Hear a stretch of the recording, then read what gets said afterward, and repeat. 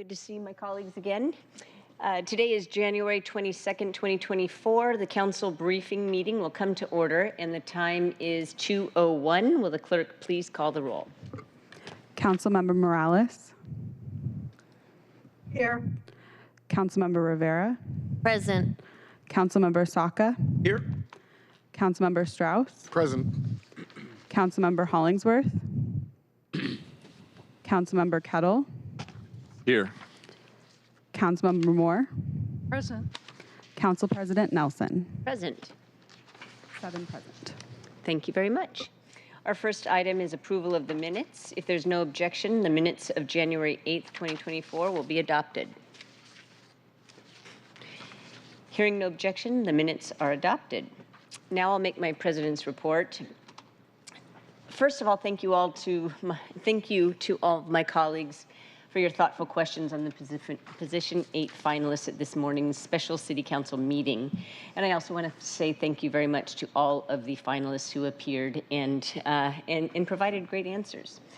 At today's briefing, we will again be hearing from our state legislative team from the Seattle Office of Intergovernmental Relations, who will provide us with an update on developments at this year's legislative session in Olympia. I also want to provide an update on tomorrow's regular council meeting, where we will be voting on a clerk file and a council bill related to a contract rezone that was postponed from last week's meeting. And then, of course, we'll be holding the vote to select a candidate for Seattle City Council position 8. And for that, I will be first making a motion on the voting process, and we'll vote on that. And once we vote on approving that motion for how voting on the finalists will go, I will open the floor for council member comments and then turn to the vote. Specific language will be forthcoming a little bit later today, but for high-level purposes, here's how it's going to work if council approves on the procedure. Council members will state the name of their preferred candidate in roll call order. And if any one finalist gets 5 votes in the first round, the finalist will be appointed to fill a vacancy. If no one gets 5 votes, we will vote again. Importantly, council members will not be able to change their vote during a voting round, but they can do so at the next round, and council members will have the opportunity to make comments before that round as well. And we'll repeat that process until a finalist has secured 5 votes. A reminder, if the council can't get to 5 votes tomorrow, by charter, we must meet and vote every business day until the appointment is made. So once a finalist hits the 5-vote threshold, the finalist will be asked to accept the position, and the clerk will administer the oath of office. Before we get to council's vote on position 8, we will also go through public comment and other orders of business. So that part of the agenda will be the same. And I do want to point out on that note that there are 3 items that will appear on tomorrow's introduction and referral calendar. And they are referrals to full council of 3 appointments to Seattle City Light's review panel, a 9-member body that evaluates City Light's strategic plan. These council appointments were previously referred to the former Economic Development, Technology, and City Light Committee, which I chaired, late last year, but the committee had no meetings in December, so they remain pending. And these appointees have already been joining the review panel meetings as observers, and I've opted to re-refer them to full council so they can officially take part in votes, and for 2 reasons. First, the new committee with jurisdiction over City Light, the Sustainability City Light Arts and Culture Committee, won't have a chair until we fill the position 8 vacancy, and that chair might need some time to get up to speed. And then 2, City Light and my office have vetted all 3 appointees, one of whom already serves on the panel is moving laterally to a different seat. And we agree that they're highly qualified and we don't want to delay them any further. And I'll provide more information about those individuals at a later time. So that's one item that I just wanted to signal will be on the IRC tomorrow. And I don't have anything else to highlight of tomorrow's council meeting other than the fact that we have all been working very hard toward this goal of voting on the position 8 candidate, and I thank you very much for your fortitude through the last. So moving on to the state legislative session update, I'll let our Director of OIR come to the table here. And I believe, although I admit that I haven't checked email, that OIR staff have distributed a bulletin of the bills they'll cover today. Today's presentation will be available to the public on the agenda after the meeting. Again, these briefings are council members' opportunity to weigh in on live bills and bring attention to legislation that they would like OIR staff to focus on, and also learn about other things that are going on in Olympia. So, Director Tarleton, thank you very much for being here. Take it away. Thank you, Council President Nelson. Is this microphone? Now it is. Okay, thank you. Thank you, Council President Nelson and members of the council. Appreciate the time you are giving us today, given your very, very busy and critical schedule today and tomorrow. The OIR team is on the screen, and they are in Olympia, so I'm going to let them kick it off right away on the legislative update in starting week 3 of the legislative session.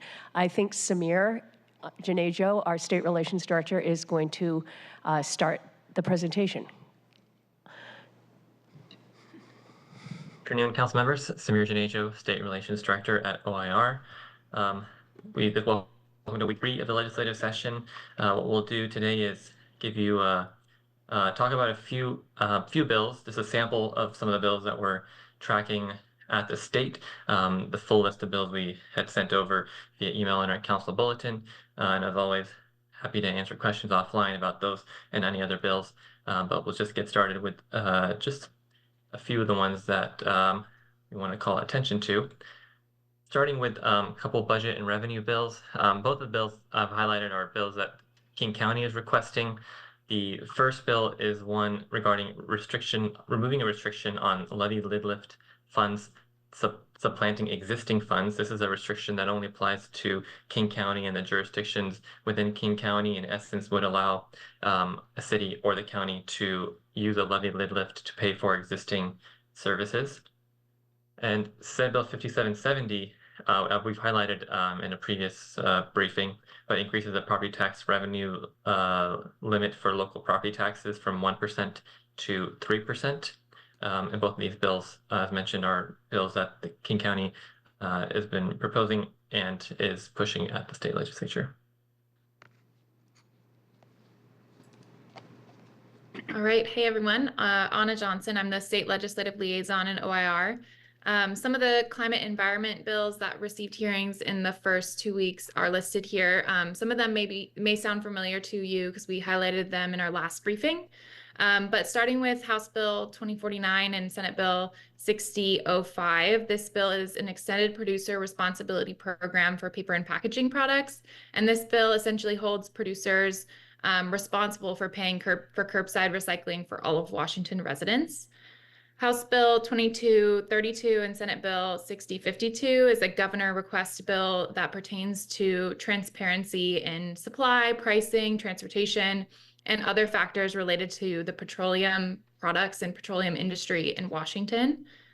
House Bill 2201 and Senate Bill 6058 is the CCA, or Climate Commitment Act, carbon reduction or carbon cap and trade program linkage bill. So this bill essentially kickstarts a process to try and link Washington's carbon market with California and Quebec's.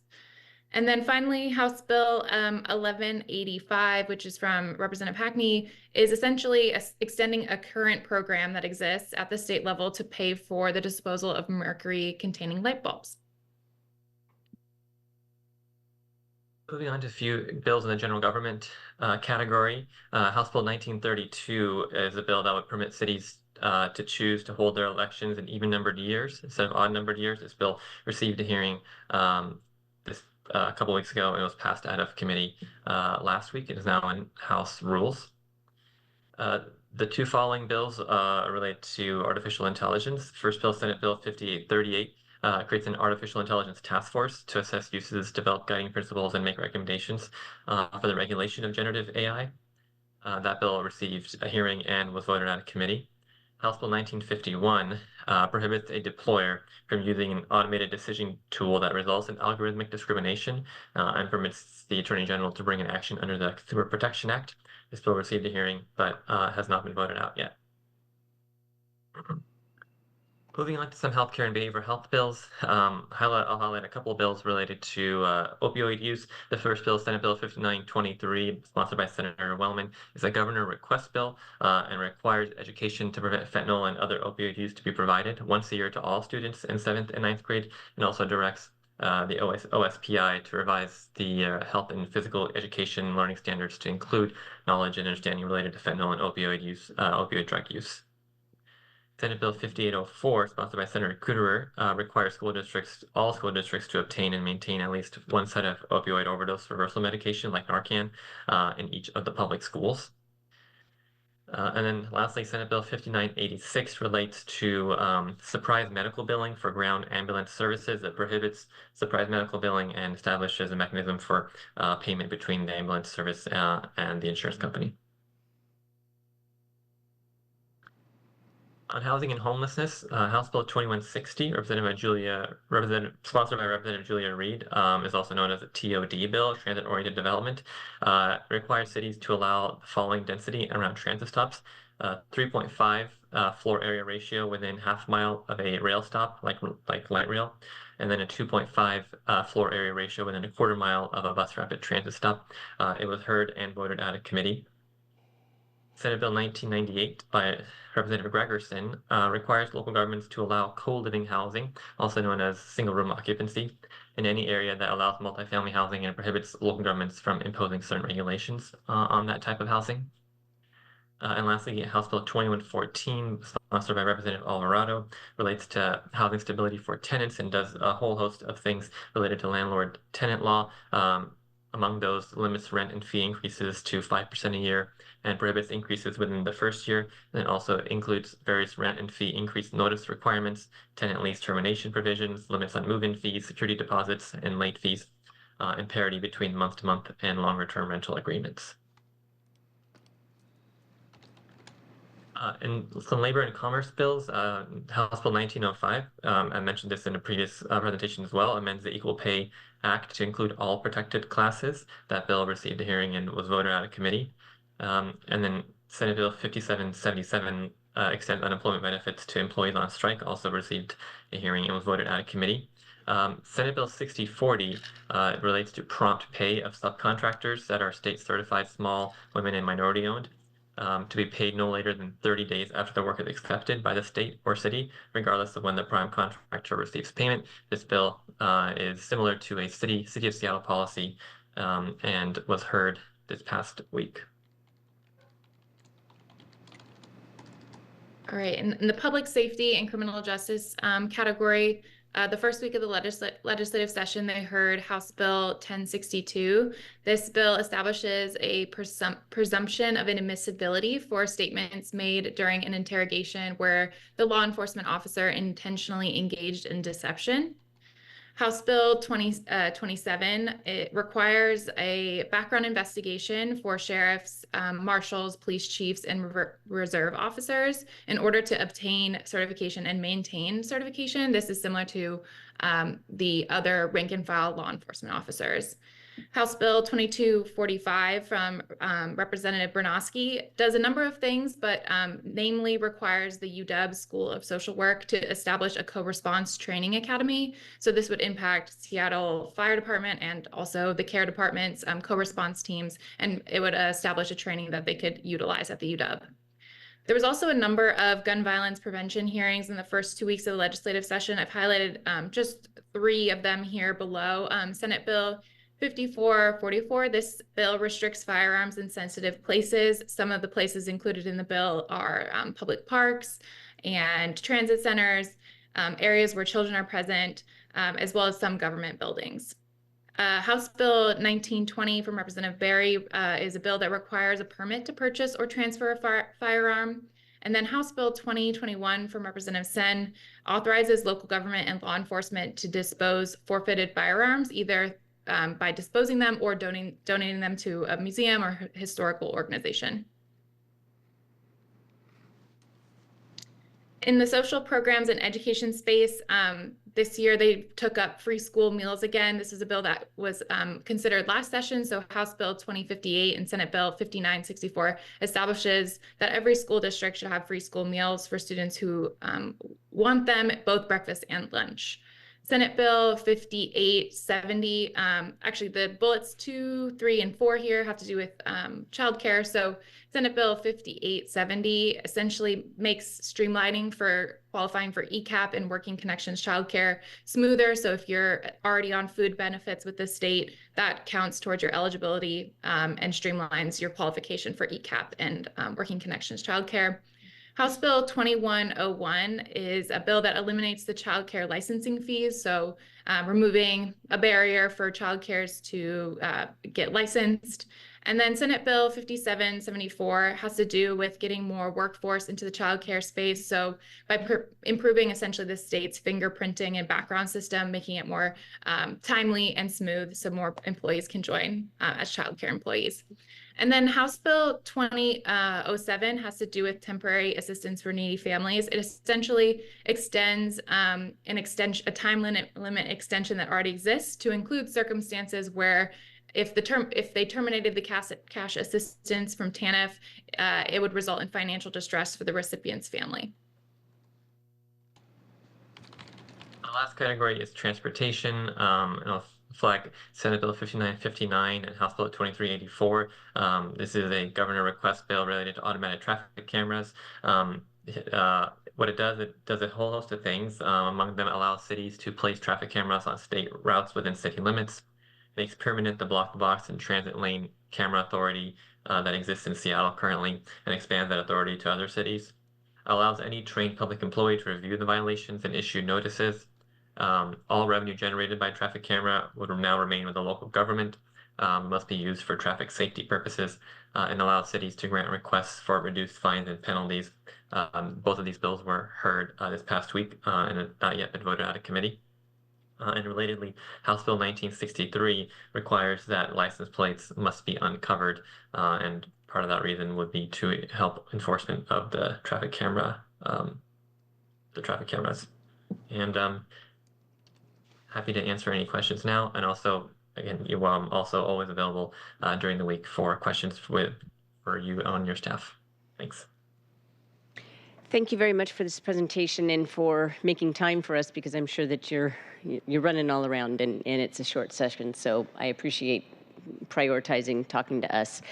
So I think that there was some, I would like to know, and I was thinking about this midway through your presentation, I didn't want to interrupt, but it would be helpful to know if there are any of the bills that you just highlighted that the city has weighed in on either side, or what we have positions on, because I think that there was some confusion last time when you mentioned some bills. There was some maybe thought that that was actually in our legislative agenda as a priority. So it's hard for us to know when you identify certain bills, if you're doing that because they've got a lot of energy behind them, or if you have a position or whatever. So, and then I have a question about one particular bill, but I will let you answer that question first. Sure. Like to. Samir Nana, perhaps you can describe to the council the different options we have for weighing in or not weighing in down in Olympia, and a couple of examples of bills where we've taken various positions. Yeah, so sometimes we will support a bill and testify. Sometimes we will support a bill and just sign in, but not testifying. Oftentimes we also are monitoring bills because of their impact on the city, but not taking a position one way or another. Or often we are just monitoring what other cities are doing, and then also we have an option of signing in as other if we have more nuanced takes on the bill. So some examples would be Senate Bill, the traffic camera bill. The city did testify in favor of that bill. Other bills like the bill on odd numbered years, we're just monitoring, just because it would certainly impact the city, but we have no position on it. And if there's other specific ones, we can always kind of let you know what path we took and kind of what went into that. Well, And I'll just share a couple bills that I mentioned that we're supporting. the extended producer responsibility for paper and packaging, which allows recycling at curbside for everybody in Washington. We're supporting that bill, along with the light bulb disposal bill, the bill that allows free school meals across the state, and then some of the child care bills, as well as some of the gun violence prevention bills, we're supporting as well. Okay, Samir, you touched on one of the bills that, well, the bill that I was most interested in getting more detail on. I think that, I don't remember what number you called it, but it's different than what I have in my notes. But I wanted to check on the status of the pair of bills, House Bill 1882 and its companion bill, Senate Bill 5723, which would allow cities and towns to switch their elections from odd to even years. It looks like the House bill was referred to committee, but otherwise no hearings have been scheduled for either bill. Is that correct? Yeah, the bill that I highlighted is a different bill that ended up what it did was mandate mandate cities to go to odd numbered years under certain conditions, but then that part was stripped out of the bill to reflect the optional bill that has been introduced by Representative Farvar. So that bill did have a hearing and was voted out of committee. The Senate bill is still alive. It received a hearing last session, so it is in rules and it stays in Senate rules. So are you saying that that 1882 is no longer live? It's been replaced by the one that you listed in your presentation? Okay. Well, I wanted to take the opportunity in a public forum to express my real strong concern about moving municipal elections to even number years. I understand that voter turnout is the reason why people are advocating for this, because in even numbered years, we have the legislature, Congress, and sometimes the president on the ballot, and turnout is greater. From the perspective of a local government candidate, I believe that greater turnout doesn't necessarily mean a better informed public when it comes to the issues that impact people's daily lives most directly, which is the stuff that comes out of City Hall oftentimes, from public safety to potholes. Those are issues that that we here at the dais have to deal with, and I want to make and I am concerned that there will not be time, or there will not be interest in hosting all the forums that my colleagues, attended last year, what media will be interested in the local candidates, and down ballot participation hasn't been really examined. And so for all of these reasons, that is why I'm concerned about moving local elections to even years, and I think that would be bad for cities across the state. It's not necessarily something that is specific to Seattle. So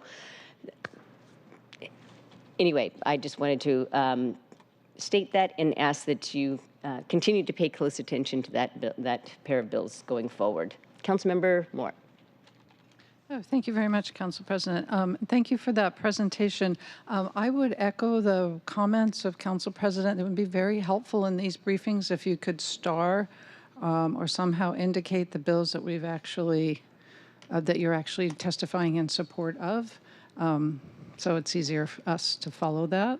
And then additionally, I had a question about, and I cannot find it in your list, but a developer's choice bill, that if the city does not, I've been told if the city does not adopt its comp plan, then the developers are free to proceed as they choose. Is there such a bill? And if so, where is it in the process?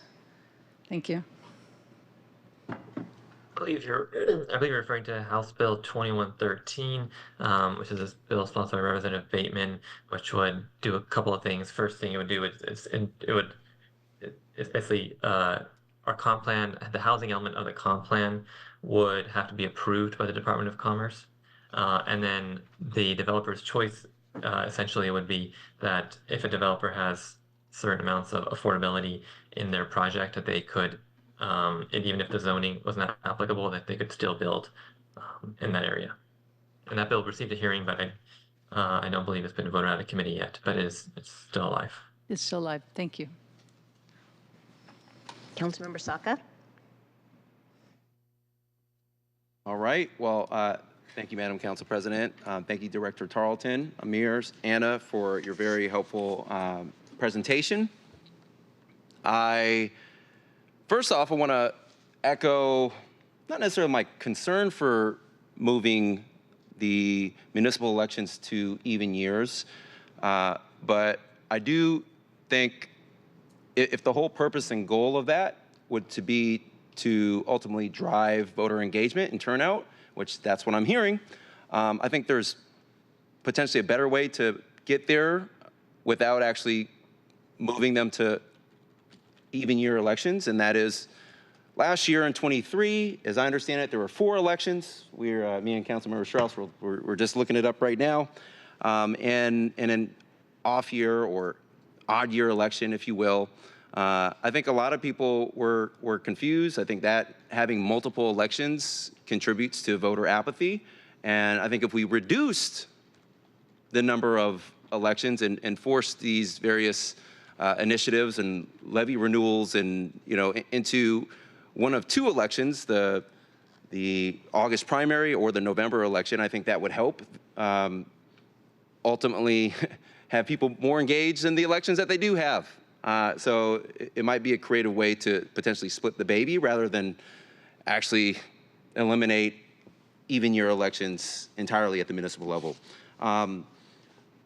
Thank you for helping me think of that, Council President. But what I actually really wanted to ask a question about and comment on is House Bill 2058, which is the companion bill by State Senator Nobles for free school meals. I want to first express my view and ask a question about it. But I'll say, as someone who has overcome the foster care system to eventually rise in the military ranks and achieve success now and be honored to sit at this very dais, as someone who is the proud son of an immigrant, someone who raised me as a single parent, someone who was a frontline warehouse worker in Kent, who unfortunately was unrepresented, wasn't a part of a union, so we didn't have the opportunity to break into the middle class. And also as someone who went to 13 different K through 12 schools growing up. 13 different K through 12 schools. All of them, as far as I can remember, were Title I schools for kids like myself at the time, federally designated Title I schools for kids like myself at the time, free and reduced lunch. I strongly support the state adopting that House bill to make sure we have free school meals for all. I think that change would need to come at the state level. Ideally, it would come at the federal level, but and would get some sort of funding from the federal level to implement. But I strongly support that, and my hope is that our lawmakers in Olympia could figure out a creative way to pass and fund that, because I think it benefits all. So my question is, what is the likelihood of passage of that particular proposed piece of legislation, and sort of where are we at? Thanks, Councilmember. The House bill received a hearing and it was voted out of the Education Committee and actually is now under consideration of the Appropriations Committee. I think there's a big push this session to revisit this. I will say the budget conversation is certainly the most contentious part of the bill. And I think that's what budget writers will have to decide this year. It's hard to say at this point, since it's still a little bit early in session, of the chance of it passing, but we're hoping it makes it as far as it can and hopefully into the final, like all the way to the governor's desk. And so that's my update I have for you for now. I might add to what Anna just said, Councilmember. Since Seattle Public Schools are the largest school district in the state of Washington, it would be terrific if you would write a letter to express your support for this legislation, and Anna and Samir can make sure that the prime sponsors and the chairs of the respective committees get your information. It's really important. Thank you. Okay, Councilmember Kettle. Thank you, Council President, for the opportunity. Director Tarleton and team, thank you for coming. It's really interesting. I have gone through the entire list, and highlighting particularly those that pertain to the Public Safety Committee, and also the idea of the public safety, public health combination. And I was curious because based on my experience in my previous life, there's been times where legislation is either grouped, like merged and or packaged together. Is there any movement along those lines with the, because for example, on the public health with either behavioral health or addiction, there's a number of different bills. Will there be some type of movement to kind of coalesce those kinds of bills? And same thing on the public safety side. I think both Samir and Anna could address that because that is the process that they'll probably start seeing unfold within the next few weeks on those very issues. I'll just add that a lot of that usually happens towards the tail end of session, when they need when they sometimes run out of time or need to just for the sake of moving things along, will coalesce and create kind of combined bills, especially in a short session. I definitely expect to see that later on. Thank you. Madam President, can I? Yes, and I just want you're welcome to speak. And then is that an old hand or a still hand or a new hand? Okay, sure. Okay, go ahead, and then we'll get back to you. Thank you. Well, I want to thank you for this briefing. I want to make a request if possible, and then I want to speak in support of a couple of these bills. In general, I think it would be helpful to have the PowerPoint ahead of time because it helps focus on the bills that you're looking at, that you're flagging for us. And somehow I didn't get that if you did send it. So. I don't know if the PowerPoint was shared in advance of today's meeting. It was not. Okay, Samir and Anna, I think we can make that happen. Great, Absolutely. thank you. And it then, might not be the day before, but it may be definitely before. Okay. it's very helpful to have before we enter chambers to be able to review. And so to that point, I'm not going to get the numbers for the House bills that are related to gun safety, but I am very much in support of those. And so please keep me posted on those, particularly as it regards students and children and in the schools. So thank you. Thank you, Council President. All right, thank you. Go ahead, Councilmember Moore. Yes, thank you. I just wanted to echo the comments of my colleague, Councilmember Saka, regarding the food bill, and I too would be happy to join on that letter. And also comments of my council member colleague Rivera that I am also very supportive of all the gun rights legislation, gun protection legislation, clarify. And if you need a letter from us, we'd be happy to. I'm volunteering us to write a letter on behalf of those bills. Thank you.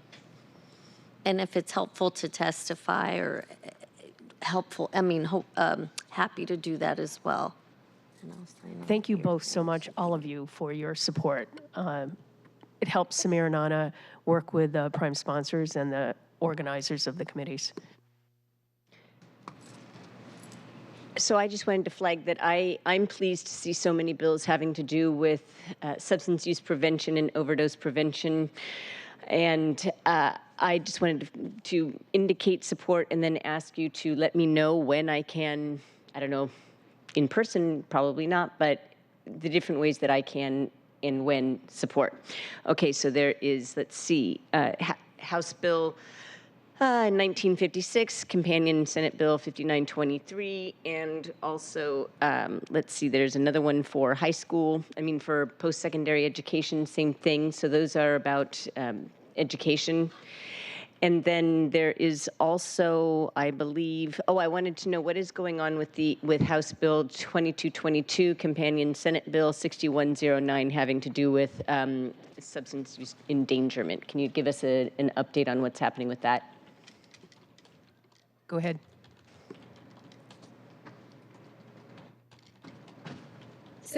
House Bill 2222 was introduced but has not received a hearing, and it isn't quite an exact companion. What was the other bill number you mentioned? 6109, is that what you said? Yeah. Council President? 6109, Anna?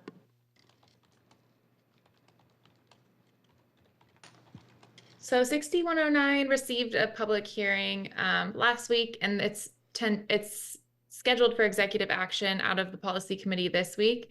I don't believe the city is just monitoring this bill at this point, but I can keep you apprised as it moves through the process. Okay, I believe that City Attorney Davison and King County Prosecutor Mannion did send a letter regarding what happened last session, and it was directed to the House Committee, asking for action. So please keep us informed on what's going on with that. And then the other bills that have to do with this area of policy is Senate Bill 6134, Preventing Overdose and Illicit Use of Opioids in Washington State. And I believe that's all that's on my list. So, thanks.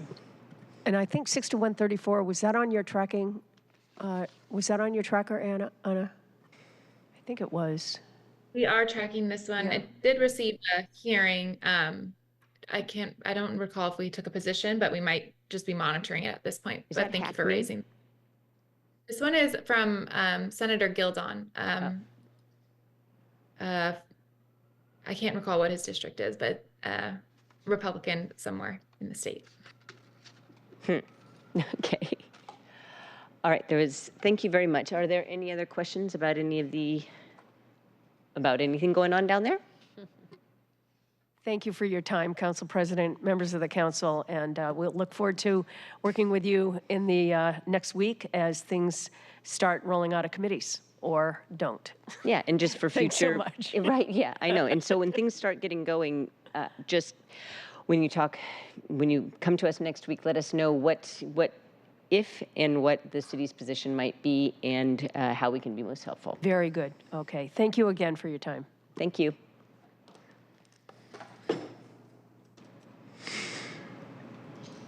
And thank you, Anna and Samir down there. Okay, the next item is the signing of letters and proclamations, and there are no proclamations or letters to sign today, so moving on to the preview of City Council actions and City Council and regional committees. We'll begin with our next discussion, and we'll be going in roll call order.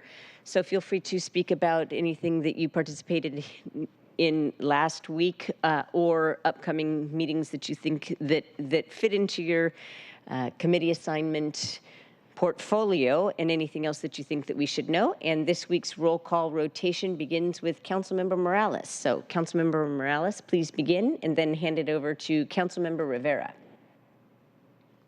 Great. Thank you very much, Council President. Good afternoon, colleagues.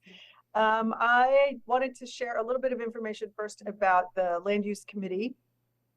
In general, we're working with the Office of Planning and Community Development to set ongoing monthly meetings, to provide updates on projects, to give education on topics that the department engages in, and to make sure that we're giving general department updates as well.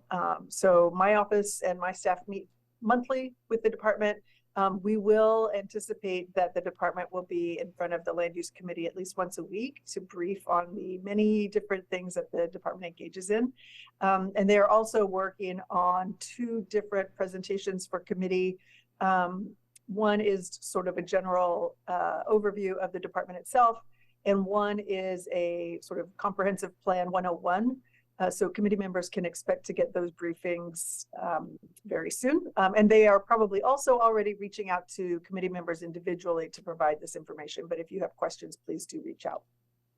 The next or first Land Use Committee for 2024 will be Wednesday, February 7th at 2 p.m. We will be discussing equitable development zoning. I urge my colleagues to reach out to my staff, Devin Silvernail, to get briefed either by our office or by the department or by central staff. This is legislation we've been working on for the last couple of years in collaboration with the mayor's office, and really looking forward to finally being able to introduce that legislation. We have a public hearing on the legislation scheduled for February 21st. So we will have that hearing, and then, excuse me, my hope is that we can vote on it at the next committee meeting, the first one in March. District updates. Well, before I move on, I do want to say that I attended the Affordable Housing Committee of the Growth Management Policy Committee last Thursday, I think it was. This is a subcommittee that was established to really start to understand the numbers behind what is needed. Not in Seattle. This is a cross-county committee. So jurisdictions are represented from across the county, and we had an opportunity to talk about some of the benefits of this committee and some of the things that we might need to work on to make sure that across King County, different jurisdictions are getting the kind of information they need to make their housing and land use decisions to accommodate what we know is a huge need for housing across the county. So I was glad to be able to participate in that. Last week, my office attended the first Yesler Community Council meeting of the year, as well as the grand opening of Creative Cafe on Martin Luther King Jr. Day. This is a cafe that will provide job opportunities for young people on the first floor of Washington Hall. So I do want to congratulate folks. That was a really exciting, it's an exciting opportunity and it's an exciting space. Tomorrow, I'll be attending a conversation with the U.S. Census Bureau Director, Robert Santos, at the Chief Seattle Club regarding opportunities for improvement during the 2030 census.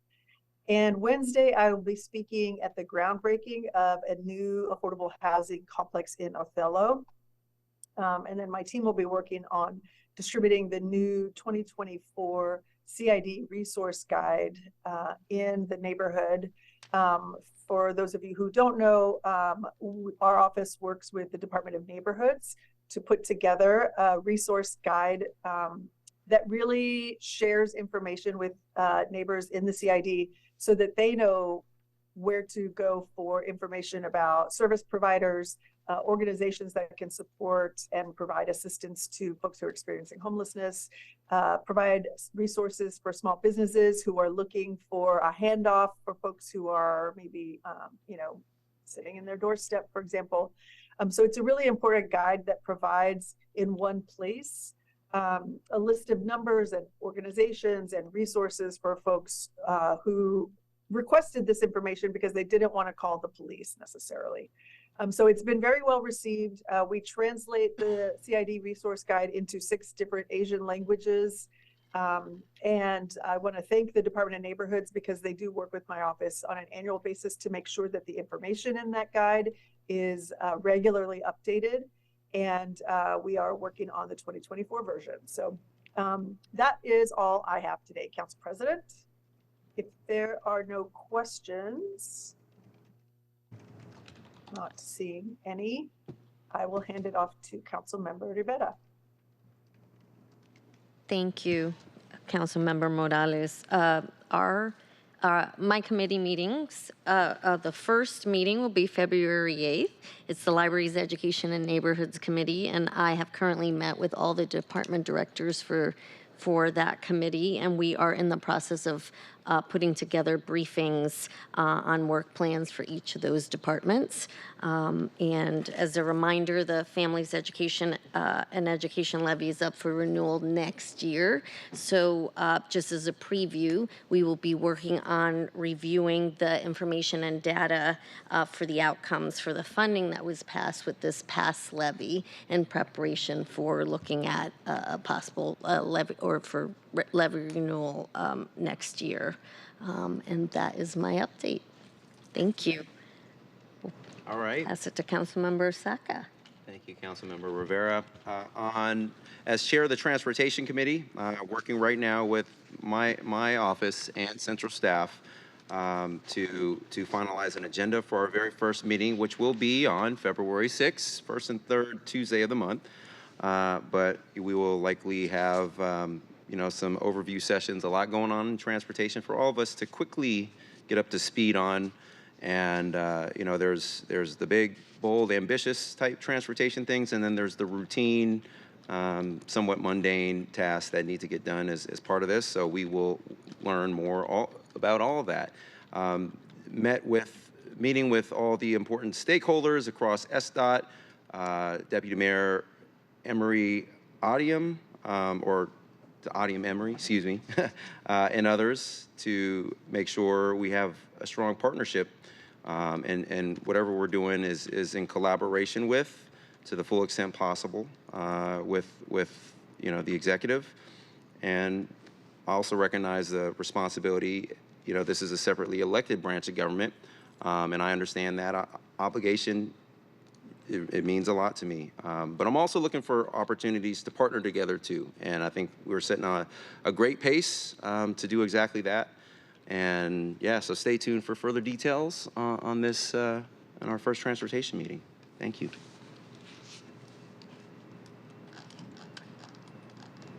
There's a question here. Yeah. Thank you, Council President. I just also should have pointed out that the council appointee will be vice chair of my committee, and so we'll be working with that person on the committee agenda. And I really want it to be noted for the record that it is my intention to work very closely with the vice chair of the committee that I sit on to make sure that we're having robust conversations as a governing body on setting agendas and doing the work moving forward. Thank you. Thank you. I did set that as sort of a baseline for every committee when I was talking to you about what you wanted and what could be a second choice. Made the point of saying that it's my hope that chairs and vice chairs work very closely together. Go on. Thank you very much, Council President. Colleagues, I'm going to talk a little bit about my committee, Finance, Native Communities, and Tribal Governance, and then I'll get into the quasi-judicial and the contract rezone, which I know everyone's very excited to hear more about. So, just in general, for me, council briefing is a really great time to share information from the committees in which we sit on, either internally within the city of Seattle or externally on regional committees. You might hear in the description of council briefing for updates on internal and external committees, right? Because this is our opportunity to all speak as a group about the bills that we're working on and the bills that are coming through our committee. Maybe not so much about the other updates within our own lives. I know we had some exciting updates from this weekend, Rob. It really gives us an opportunity to weigh in on the legislation and being aware of the legislation going through each other's committees. And so for the Finance Committee, I'm excited to chair this. I can't tell you how much I'm excited. We've got some really big issues to solve this year. And so chairing the Finance, Native Communities, and Tribal Governance Committee is really important to me.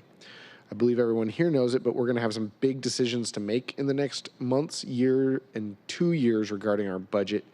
I've already been getting down to work on the details to help navigate us through these challenging times and make decisions that allow our city to reach our highest potential.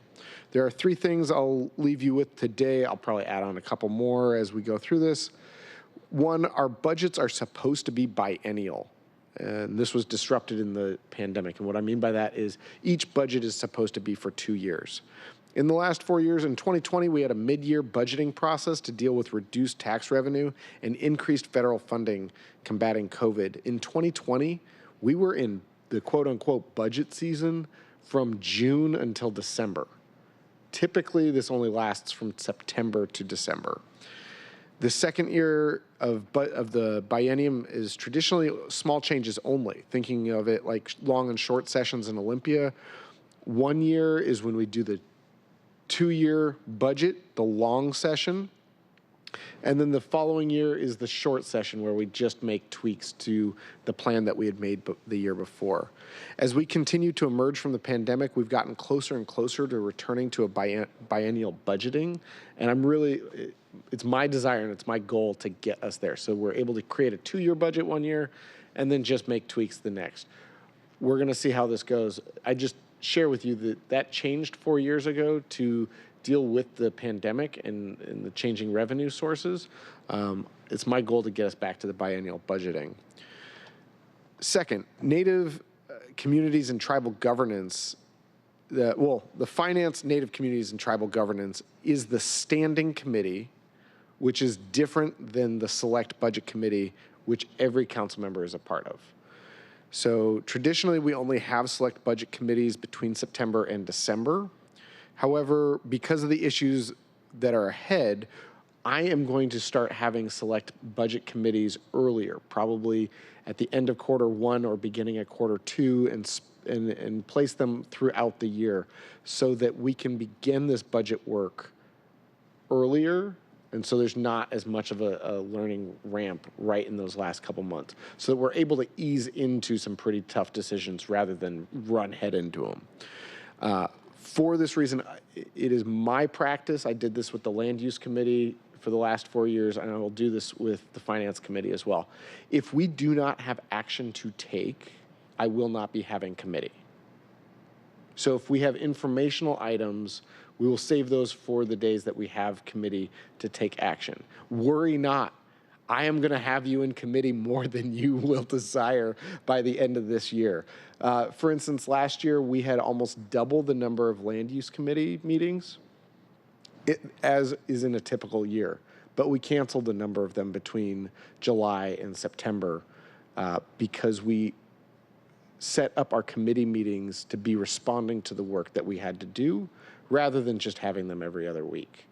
I will share with you now, I'm likely going to be canceling the February 7th committee meeting. And again, worry not. I will be occupying enough of your time and be giving you enough information ahead of time that in the future you will thank me for the 7th, for those on that committee. Third, Native communities and tribal governance. This is work that Council President Juarez started when she began her time here at City Council. It took years to get the momentum rolling regarding the positions in OIR, the Indigenous Advisory Council, and all of this work. And so that's why she really made it a point to me that this work needed to continue. I'm excited to have this within my committee. And one of the things that happened for the first time last year was the tribal, I didn't write it in my notes, the tribal governance forum that we had here, where we had intertribal governing members come and present here at City Council. I look forward to doing that again this year. That is the overview of my committee. I'm going to jump into the quasi-judicial and the rezones now. So, Order, can I address Councilmember Strauss? Sure, you could just ask a question. Oh, great. Yeah, Thank it's a you. conversation. Just as Vice Chair of the Finance and also Select Budget Committee, I'm really looking forward to working with you on both of those committees, and I stand at the ready to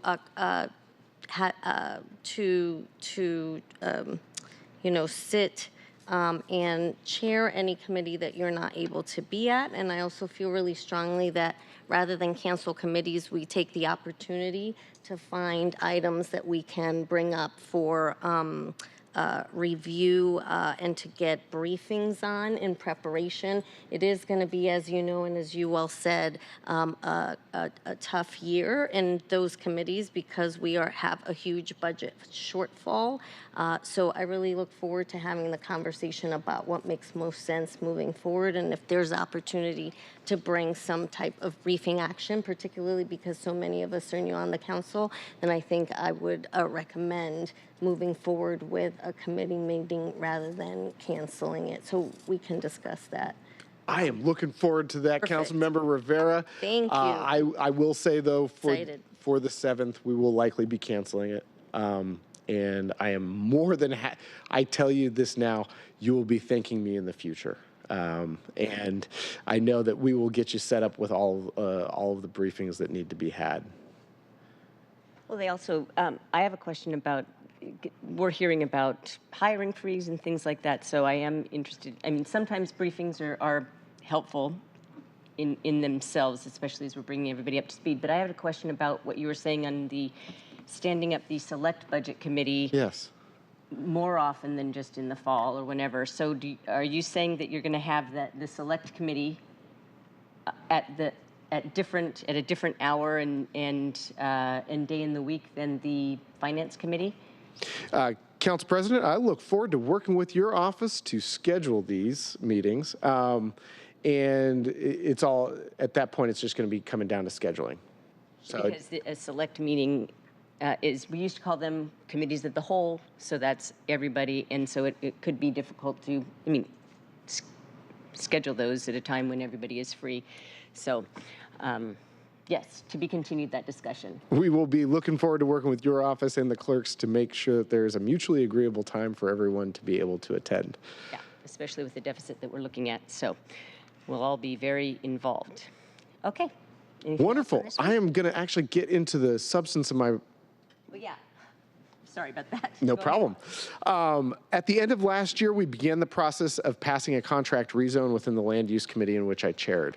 This is required to be by law to have action taken within a certain time frame. And so these pieces of legislation need to be voted on by February 15th at the latest. Information from SDCI about contract rezones. I'm just going to go through this from their website. Requesting a rezone designation establishes Seattle's adopted land use map, regulate land use and development on all property in Seattle. So any property owner that wants to have a rezone has to go through a process which is determined to be a quasi-judicial rezone application. The decision on such applications is made by us, the Seattle City Council, as judges in this situation. The review and decision process includes a report and recommendation from SDCI and the hearing examiner's office. And then the hearing examiner conducts a public hearing for the city council, so they're holding the public hearing, and writes a report which includes a recommendation to the city council. It is then our job as the city council to ensure that that recommendation is put in place. The city council then applies rezone criteria to the record established at the public hearing in making a decision on the application. So when an applicant proposes a specific project or use, a contract rezone is most appropriate. A contract rezone is a request to rezone lots or a lot which have different levels of zoning within the same parcel. Contract rezones are subject to a property use and development agreement whereby the property owners agree to restrictions on the use and or development of the property compared with what would be allowed by the proposed zoning designation alone. That is the PUDA, as they call it. They are specific requirements or include conditions designated to mitigate or address potential adverse impacts, and this is all included within the hearing examiner's report. And so I'm going to go through the project overall, each of the steps, and then talk about ex parte communication. The project overall is currently a split loan lot with low-rise and neighborhood commercial. The site is located within the Capitol Hill Urban Center Village. This proposed rezone would change the zoning on the low-rise portion of the site to neighborhood commercial in order to create a consistent zoning condition across the entire project site. The project will provide 88 new residential units, 12 of which would not be possible without this rezone. We have two items we're voting on tomorrow. The clerk file. The clerk file is tangential to the council bill. The clerk file adopts the council's conditions and decision. We added the conditions and decision to the clerk file on December 8th. The bill was heard and passed unanimously out of the Land Use Committee on December 8th. Then the council bill is very simple. The council bill just implements the rezone, changing the land use map and accepting the applicant's property use and development agreement, which ensures that the council's conditions are met. Now I'm going to go into what happened last week. We must only make determinations on contract rezones based on the information in which we receive from the hearing examiner, because the hearing examiner is running that public hearing process. Communications outside of that are called ex parte. And in this case, we received ex parte communications last week. And so I'm just going to go over the quasi-judicial rules. While a quasi-judicial action is pending before council, no member of the city council may engage in ex parte communications. Council staff can take precautions to assist council members in avoiding ex parte communications.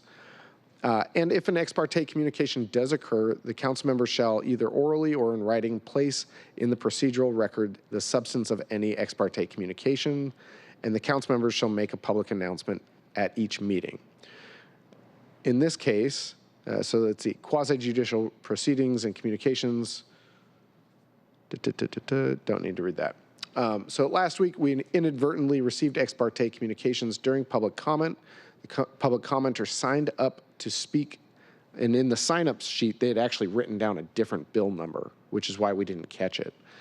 And their audio was hard to hear. Once it became apparent that they were here, what they were speaking on, Council President did her best to redirect the public comment, yet we still received some ex parte communication.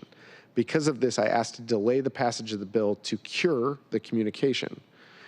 We've received the following guidance that Lish Whitson wrote up the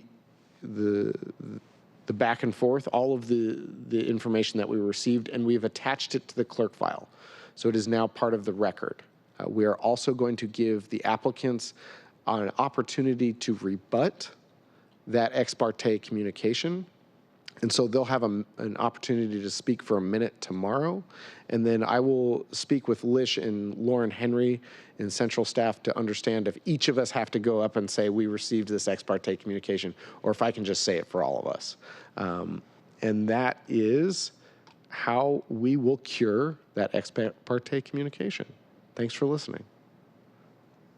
I really appreciate your proactiveness last time and realizing that that we needed to do this first. Yeah. And being really careful. Thanks. Nothing further. Colleagues, any questions? Otherwise, I see a question. I did not hear the person last week. I didn't take it in, but I will go through the process as directed from yourself, just to make sure all T's are crossed and I's are dotted. Fair enough. Love it. Well, with that, Councilmember Hollingsworth, I'll pass it off to you. Thank you, Councilmember Strauss. Thank you, Council President. So our first meeting, I'm chairing Parks, Public Utilities, and also IT, which I'm super excited about. Our first meeting will be Wednesday, February 14th at 2 p.m. It will be filled with a bunch of briefings. I've already met with Director Lee for Seattle Public Utilities to go over briefings from them, and also the mayor's office as well with Director Lee and all his staff, and also our central staff as well, to get a briefing about our utilities, which are phenomenal. And then also we have a meeting coming up with AP Diaz as well for Seattle Parks. And then we will use our 2 p.m. meeting on the 14th to kind of go over what some of the priorities are from our office. We're, talking with constituents. Obviously, protecting parks is really important. Growing up in Seattle, Seattle parks are a big piece for our Seattle Public Utilities. Supporting the work that they're doing. A lot of the technology, a lot of the infrastructure in our city is very old, and so they have been at the forefront of updating a lot of our systems in Seattle as well.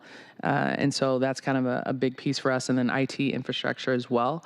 We had our Board of Health meeting last week, which I sat on with Council President Nelson and Councilmember Kettle on, which was very informative to get updates on our Board of Health from a regional perspective. And then also district updates on Thursday. I will be visiting the East Precinct with Councilmember Kettle. We'll be doing the in between their roll call at 11 o'clock, I believe. And so really excited about meeting I know a lot of them, but meeting a lot of the people, our officers for our East Precinct, introduction to the safety chair, and then also their district representative, which is really important to me personally with our East Precinct. We'll also, I've been attending a ton of public safety meetings in our district, from Capitol Hill to our central district to, down by the water. We have a lot of safety meetings that have been coming up in our district, and what we are planning on doing are doing district updates, monthly meetings, which are kind of hopefully rolling everything into one, because right now bouncing around to different places I can see in the future can kind of get a little time consuming, and want to roll everything all into one so people can come get a source of information from a district perspective. And so those will be rolled out in February, which they will be in person, and we'll rotate those around in our district.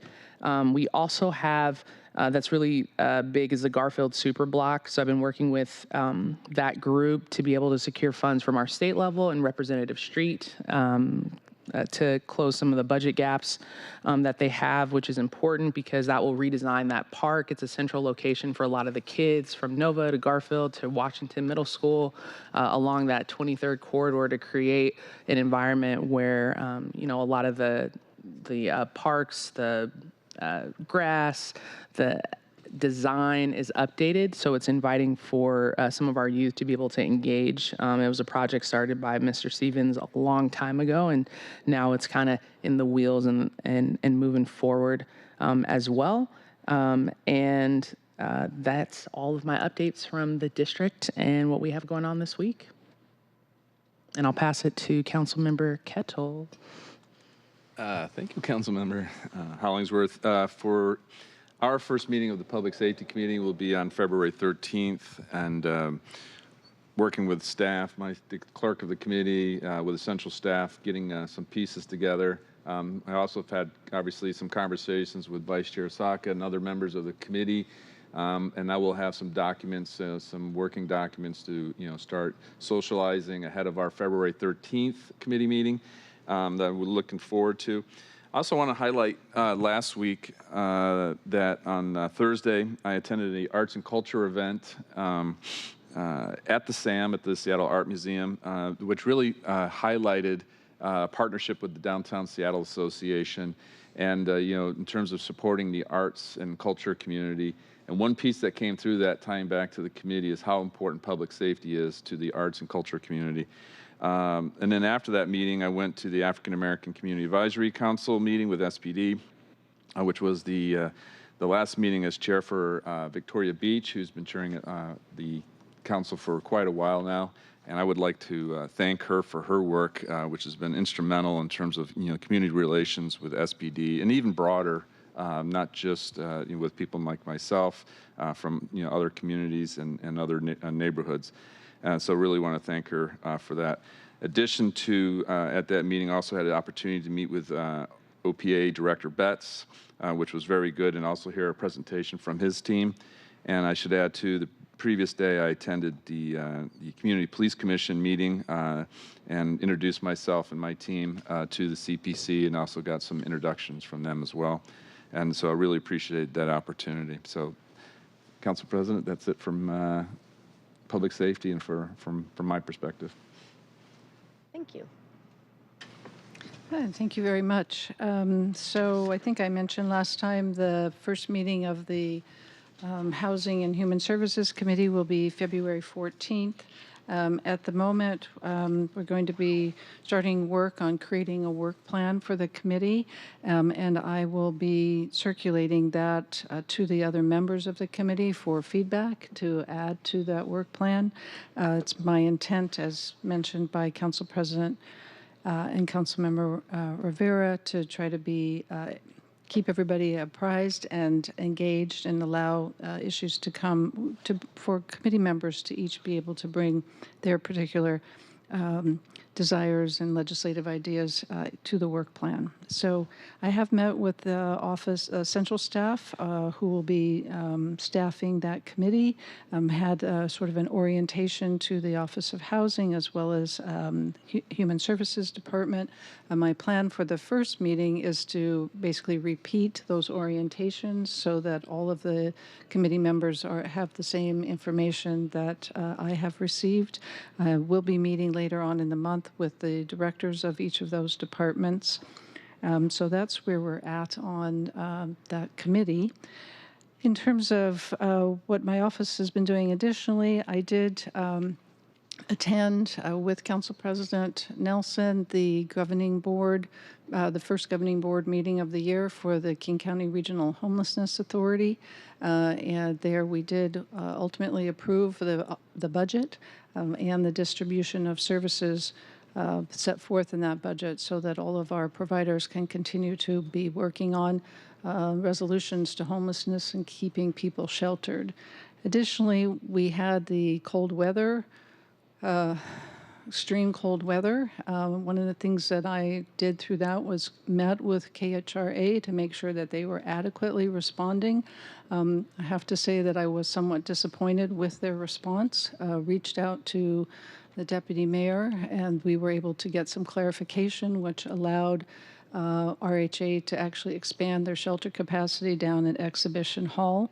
I did have the pleasure of actually being able to volunteer down there on last Sunday, and they ran a fantastic operation.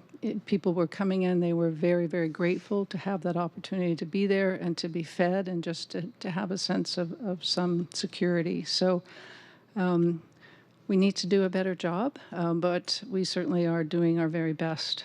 So that's what I've been doing. Thank you. Thank you, Councilmember Moore. So thank you very much for mentioning some of the things that we all, the members over here on this end have participated in meetings together. So first of all, I just want to note that the King County Regional Homelessness Authority and the Board of Health meetings, those are available on those jurisdictions' websites. I can make those available so that people know that what we're doing in some of these regional committees. So again, I did participate in the governing committee of the King County Regional Homelessness Authority and the King County Board of Health. You can learn more about what happened there. And thank you very much, Councilmember Kettle, for mentioning the meeting of the African American Community Advisory Council at Garfield Community Center. I did leave the forum, the public forum for candidates early to attend that because it was Victoria Beach's last meeting, and I want to echo my gratitude for her service on that board. So moving forward, the first meeting of the Governance, Accountability, and Economic Development Committee is scheduled to take place on Thursday, February 8th at 2 p.m. The agenda is currently under development, but I'm pretty sure that we'll be hearing from the Office of Economic Development about their Future of Seattle Economy Strategic Investment Plan. And then there could be other items, and I will, of course, make sure that folks know what's going to be happening at that meeting in advance. Unless there are any questions about what I've just talked about, I'd like to close by acknowledging the passing last Thursday of Susie Tennant. Susie, as described in the Seattle Times, was a longtime member of the Seattle music community who helped break Nirvana and many other bands. She's also the wife of Chris Swenson, a longtime member of the city family who serves in the Office of Economic Development and lead on all things film, and I got to know him very well in my work with the department in the establishment of the Seattle Film Commission. I want Chris and his two children to know that that along with the film and music communities, the city grieves with you and your loss, and we're thinking about you during this very difficult time.